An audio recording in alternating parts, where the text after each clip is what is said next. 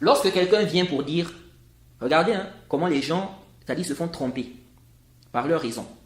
Lorsque quelqu'un vient et dit, lui ne peut pas confirmer qu'Allah est au-dessus de toutes ses créatures, n'est-ce pas? Donc, c'est-à-dire son essence, son être, il est au-dessus de ses créatures. C'est quoi sa shubha? Bon, si on dit ça, avant qu'il ne crée, il était où?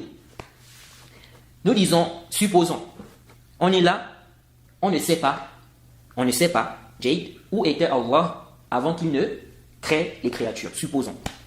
Maintenant, on a des textes clairs, ok, où Allah nous montre clairement qu'il est au-dessus de ses créatures. Donc ça, le fait qu'on ignore où Allah était là, donc ça doit nous empêcher de confirmer les textes qui confirment, qui montrent clairement qu'Allah est au-dessus de ses créatures. Pas du tout. Pas du tout. Est-ce que vous suivez?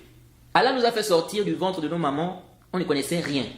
Wallahu akhrajakum min butuni ummahatikum la ta'lamuna shay'an. Surat 16 pardon, au verset 78, je crois. Allah vous a fait sortir du ventre de vos mères. Vous ne connaissiez rien. Donc on était ignorant. Ensuite, on a commencé à apprendre. Maintenant, il y a des choses, tu ne peux pas, c'est-à-dire que connaître ça avec ta propre tête. Il te faut une information. Jade, une information qui vient d'Allah. Jade, tu dois avoir un dalil, un texte qui vient confirmer cela. Et si tu n'as pas de dalil, tu ne dois pas affirmer alors que tu n'as pas de preuve. Parce que ce n'est pas une chose que toi tu ne sais pas. Donc, ici là, nous disons, supposons ou bien disons qu'on ne sait pas. Parce que comment une choubha comme ça va t'empêcher d'accepter les textes qui sont clairs qu'Allah est au-dessus de ses créatures? Ça c'est vraiment le shaitan. On dit, on ne sait pas où Allah était avant qu'il ne crée les créatures, on ne sait pas. Donc c'est-à-dire c'est à cause de ça qu'on va rejeter les textes où il nous dit qu'il est au-dessus de toutes ces créatures. Mais c'est adib. Est-ce qu'on connaît tout sur Allah? Non. Il y a plein de choses qu'on ne connaît pas. Allah nous a informés de tout sur lui? Non. Donc, limite-toi où les textes se sont limités.